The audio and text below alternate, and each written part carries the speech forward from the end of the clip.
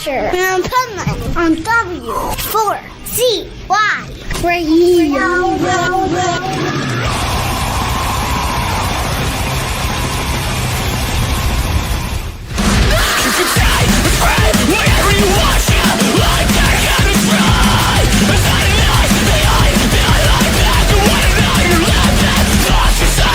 This is the Pipeman here on the Adventures of Pipeman W4CY Radio, and I'm very excited because the Pipeman Radio Tour is starting again today. We've been off for about a month, got a little seclusion and from the world for a month, and now we're ready to rock and roll again. And our second stop, like tonight, I'm going to Alice Cooper on the other side of the state, but then tomorrow is Welcome to Rockville, one of my favorite Danny Wimmer festivals. And this will be the first interview for the festival for a band that is playing tomorrow. And man, they are killer. So let's welcome to the show Omar from Taken by Tides. How are you? What's up? Doing great. You know, we're out here driving currently on the way to Florida, all the way from Texas. It's about an 18-hour drive, 20 with stops, you know, speed limit. Like with an RV, you can't drive 75. We got to go like 65. So, you know, we've been driving. It'll be a total of like 2 days, like driving and taking our time. You know, we're not trying to, you know, drive sleep deprived, you know, trying to take our time. Yeah, no doubt. And listen, unlucky for you that the two states you got to go in are like the two hardest states to drive through. Yeah, absolutely.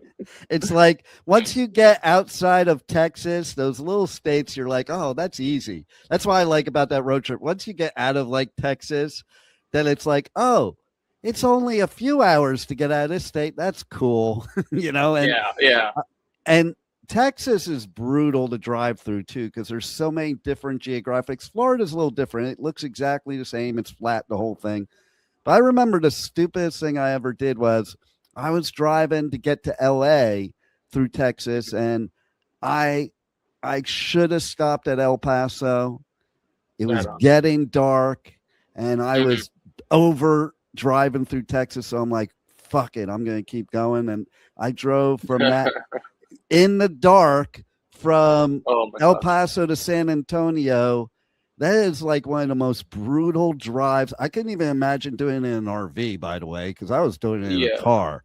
And like those crosswinds were brutal. Like I remember my car like moved over like a lane. And I'm like, oh my God, I'm going to go off the cliff type of thing. Oh my God. Because the wind was so strong. I couldn't even imagine driving an RV under those conditions. Yeah, you gotta drive, I believe, a bit slower. Like when we're driving back to Chicago, there was like a high wind warning. It's just got to be like careful. We don't really try to pass anyone. We try to keep our own space. But yeah, it can be scary. I think our scariest drive lately was we just did a tour in March, and we were driving, I believe, from Phoenix to San Diego, and it was a lot of mountains, up and down, and on an RV, you know. Then you're going up, your transmission is just, you know, it's pushing and it's super loud, and you're going like barely 50, you know. But yeah, it was kind of wild. You'd see like down the side of the window, and it's like steep cliffs. Right. You know? And I love talking about this because I think the listeners don't really get all you have to go through as a band just to get to a gig. Like this drive we're talking about, you're taking is for one gig so far. You know, it doesn't count the rest of your tour. That's just one stop on the tour. Like, and I don't think people even imagine, like, and then you go perform, and sometimes you may not have had rest. Like you got there just in time, whatever the reason, traffic, weather, and then you're loading in and playing. And I think people in the audience, like, they can't even conceive of that, you know? Yeah, they don't see it. Sometimes you're on stage and you might have just barely had a chance to like take a breath, you know? It's right. Like maybe you got to the venue late and you're loading in all day and you're pushing cases and you're barely have time to get ready. You're probably sweaty, you know? you're not warmed up. I've had those shows sometimes where like I have to walk on stage without warming up. I feel not ready, but it's like it's rock and roll. You got to get up there and do it, you know. But then you get in the zone. Once you're on stage and it's time to perform, like you get in the zone, and then it's almost like, I know the way I am. I don't even give myself permission to feel like shit until after. Absolutely not. Until after, you know, then I can die. Okay. But you get in this zone, like you don't even notice. And you're like, it's almost like an out of body experience, right? Yeah. I mean, absolutely. And when you're on stage, like everything just goes blank. Like, I don't know. It's like you go into this second, I don't know, state of mind or something. And I hardly remember what goes on stage. I feel like something else takes over and I just black out most of the time. You know, I try to come back and realize what's going on, but usually you black out and like those 30, 40 minutes feel like 5, 10. Sometimes they feel longer. If the show's like, you know, dragging, those shows, you're like, God, let it end already. Like if you're not having a good show, like if my voice is gone, I'm like, oh God, I'm out here sucking, you know. But you know, I'll never show it. You know, I'll never show it on stage. I'll just try my best to deliver. You know.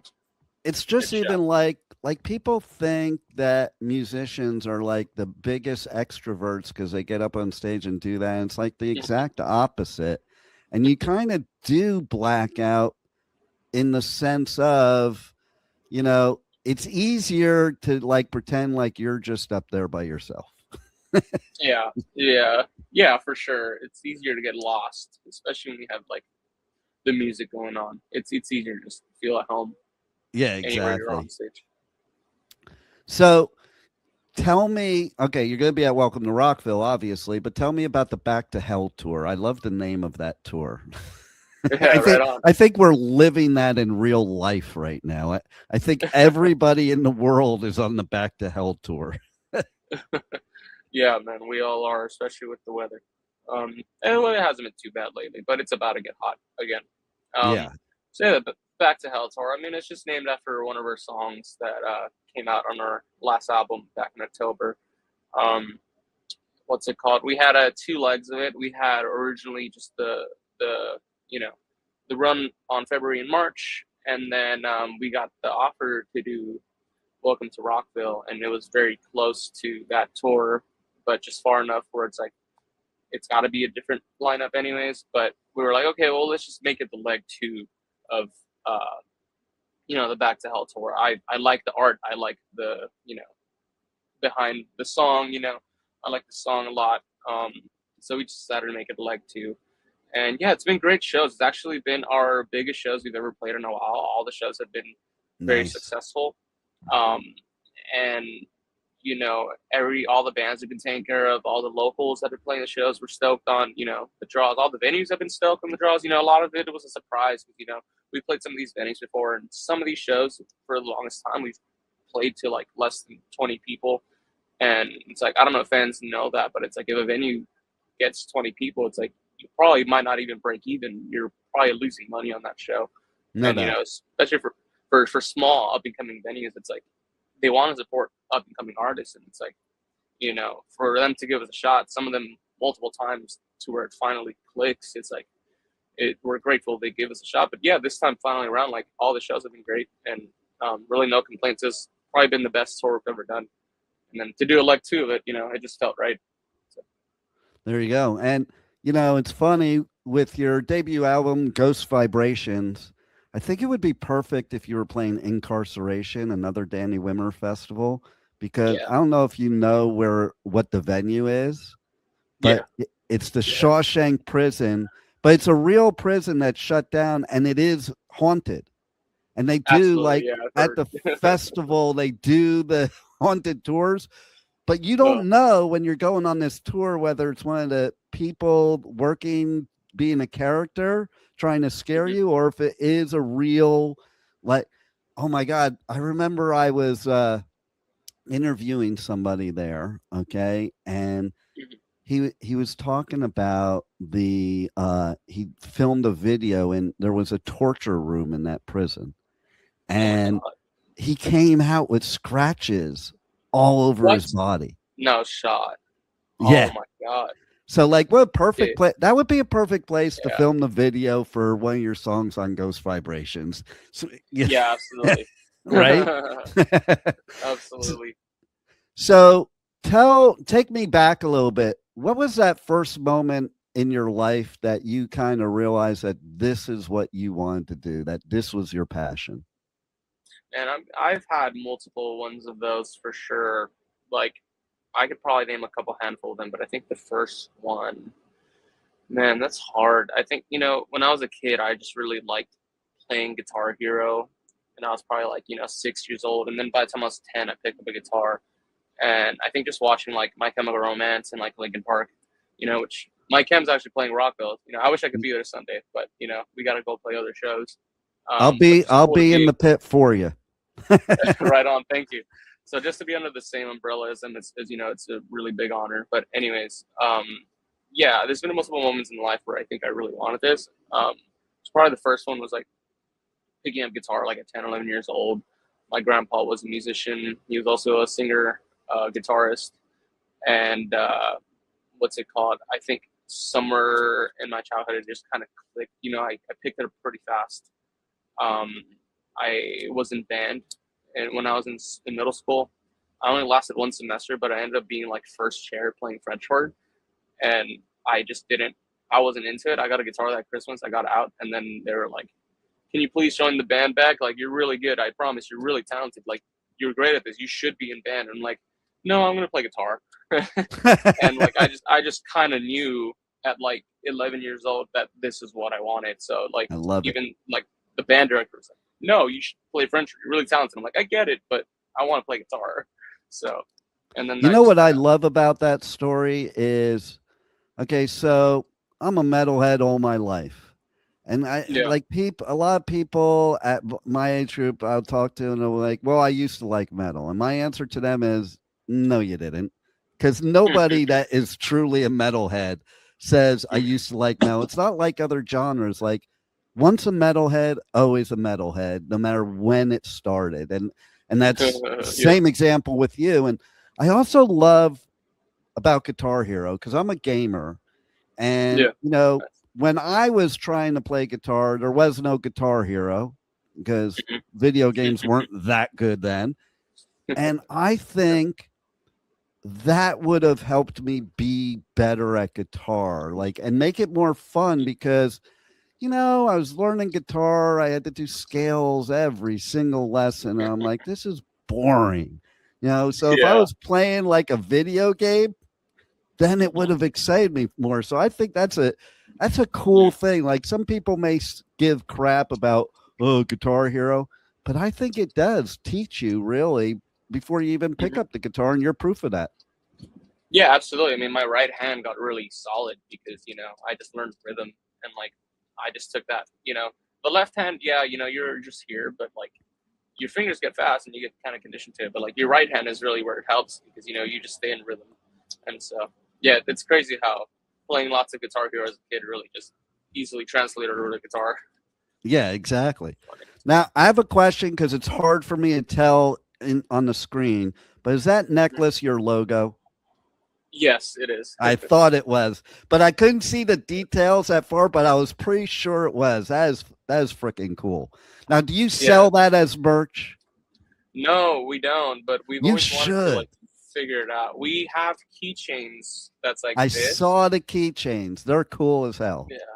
Thank you, but I got to figure this out. I just don't know what kind of, necklace I'd want, but we definitely got to get it sorted. I think the next, big headliner tour we do, we definitely have these out on the road for sure. There you go. That would be cool. You could even just do the charm, and then if you find a cool necklace, because it's a cool logo, but it does make a cool necklace. Like, I'm looking at you wearing a necklace, and I'm like, I would wear that. Like, right on, yeah. It'd be kind of like a Misfits thing. I wouldn't even care what your band sounded like. I just want to wear the logo. Thank you, man. Yeah, I'm really proud of it. I think it's great. It's like a hero symbol or something, Yeah, totally. Yeah, it makes you look like a superhero, right? Yeah. All right. So, what one story, crazy, good or bad, in all the years you've been doing music and doing shows and stuff.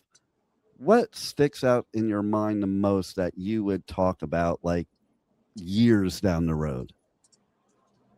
Um, like any story in the Yeah. band, it's like Anything that's happened in the musical journey of the band, you know? there's been multiple.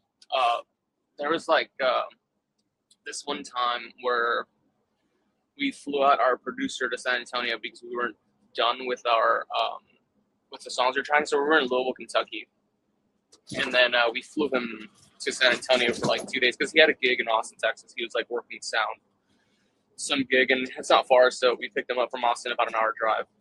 He stayed with us a couple of days. We just moved his flight from San Antonio to, made the logistics work. Anyways, we wrapped up tracking everything, and at night we were about to head out because Jack.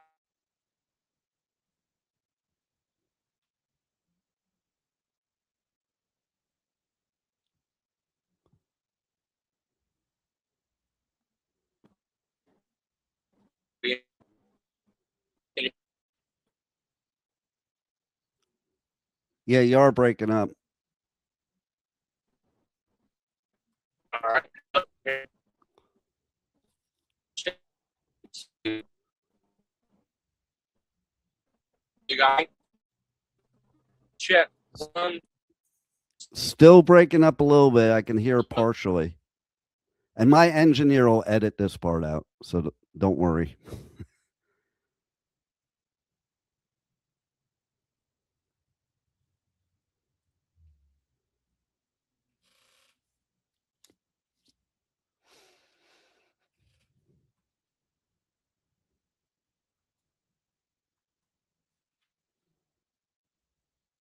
Sorry. Okay, go. Sweet, right on. So yeah, this one time, we were tracking some songs for a couple singles back in like I think 2022, 2020,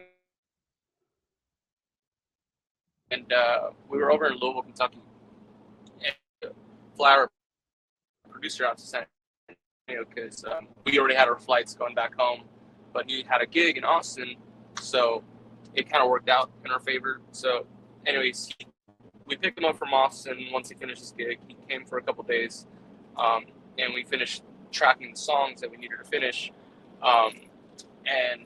So my bassist Jack and I are from Laredo, Texas, which is about 2 hours and a half south of San Antonio. We finished the session in San Antonio at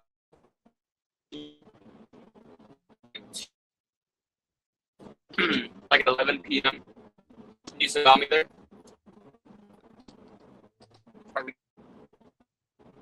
You're kind of check 1, 2. Hello. I can hear you now. You were cutting out a little bit. Yeah. Heard. So, yeah. Anyways, we finished the studio session like around 11 p.m. We're over at Jaden's house, and like I said, Jack and I, we had to drive 2 hours and a half to Laredo. Outside, we're sitting there, we're sorry. And then we see this car drive by like the house. They're driving kind of slow. It's like 4 dudes in the car. And it just kind of feels weird. And literally they turn around, circle back, and like instantly they start speeding, and like 12 shots get fired. And oh my, we obviously fight or flight mode. We just run back into the house instantly, and we're like, and our producer's still inside of the house, and he's like, "What's up, guys? You're back inside?" I was like, "Did you not hear that?" And he's like, "No, what happened?" Like, dude, there's like gunshots. He's like, "Dude, get down." Like, what the heck, you know? And we just ended up staying inside the house. We ended up going home that night. So that was like one of the scarier stories we've ever had. Yeah. And I'm glad you brought it up, because bands go through scary crap like that, and you don't even realize that what can happen no matter what on the road or what have you. And like I know there's been band members that have been mugged, attacked, or carjacked, all that. And these are the things that you guys go through to give us some great music.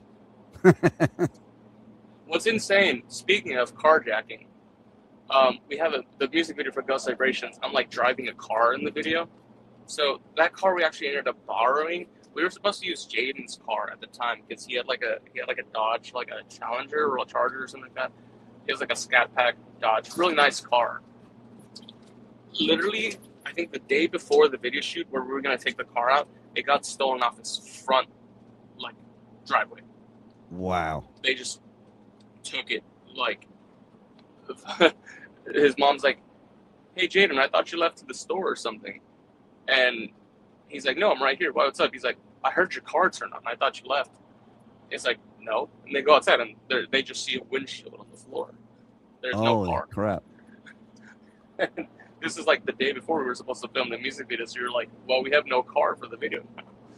And wow. Yeah. So speaking of carjacking, that's also happened. It is amazing. Like, I love hearing stuff like this because I like when the audience finds out what it's really like behind the scenes, because they look at musicians and they think, oh, you got the dream life. And in some ways you do, you know, absolutely. But it's like every person has their trials and tribulations, and musicians are no different. And to me, musicians are the hardest working people there is. So if they want to listen to my show, they need to go to your merch store and buy some merch. Oh, thank you. I appreciate that. So tell everybody how they can check you guys out on socials, on the web, and check out all your merch.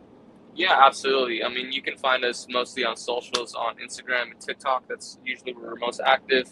And streaming, you can stream us anywhere they stream. You know, our distributor puts us on most platforms as possible. But obviously, you know, the big ones, you can find us on Spotify, Apple Music. And yeah, just keep up with us. We always got stuff. And then our merch store, you can go to takenbytidesband.com. That's where we have any exclusive drops or any leftover tour merch that we didn't sell on tour. You know, so in case you missed something or missed a show, you can always grab it there too. Nice. And, you know, it's funny, you mentioned Apple Music, and I normally, like, before I do interviews, I'll just, while I'm, like, getting ready, I'll just go to Apple Music and turn on the band's music to kind of get in the zone. And Apple Music has a new update now. I don't even know if you know. I just saw it for the first time today, and it told me all your tour dates, including Welcome to Rockville. Dude, that's awesome. I've not updated my phone in like a year, so because I don't trust it. I don't blame you. That's cool, man. Yeah, I was like, that's really cool for bands, because, like, you go on there and you go to your page and it looks similar to normal, but then there's a place at the top to click on for the tour dates. So that's so cool. I gotta give kudos to Apple for doing that for you guys. Yeah, you know, Apple's really great. They pay better than most other streaming platforms, and the quality on there is like some of the best, you know. So I'm so glad to hear that they pay you guys better, because I don't use Spotify. Like, I'll use it for certain things. Like, when I do the festivals, I'll create a playlist of all the interviews on Spotify, but not for the music, for the podcast. But I hate that they don't pay you guys. So the fact that Apple pays you better, kudos to them. Because even in my industry now with streaming and everything else, there's so many of my competitors that, like, don't get licensed, don't pay royalties. And I'll say shit to them because I'm licensed. I pay a lot of money to be licensed, pay royalties, because you guys deserve to get paid. And I'll ask them, like, about them, like, you know, and they'll say, well, they should just want me to play their music. Like, no, do you work for free? You know, of course, yeah, you do want them to play your music, but, you know, you're doing this for a living. So you need to be able to eat.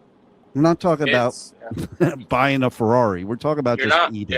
Yeah, you're not making a lot of money in this business. You're exactly. I mean, unless you're the top 1%, then, you know, you're probably making a good living. But even like the bands that are massive, selling 1,000 tickets a night, they're still just living. You know, you're probably better having off a normal 9 to 5 in terms of money. No doubt, you know? No doubt. So, and that's why musicians have passion for what they do, because you're not doing it for the money. You're certainly not doing it to become a rock star, because that doesn't even exist anymore. You know, you're doing it because you have a passion for music, and music is the best therapy. So I do thank you for making that, you know, and making music and making that sacrifice so that we could all get the therapy. You know, you get it and we get it. And to me, the music's the best therapy. And I can't wait to go see my therapist at Welcome to Rockville. Right on. Oh, yeah. Thank you. Thank you for being on the Adventures of Pipeman. And we'll see you soon in Daytona. Absolutely. We'll see you there. Thank you for listening to the Adventures of Pipeman on W4CY Radio.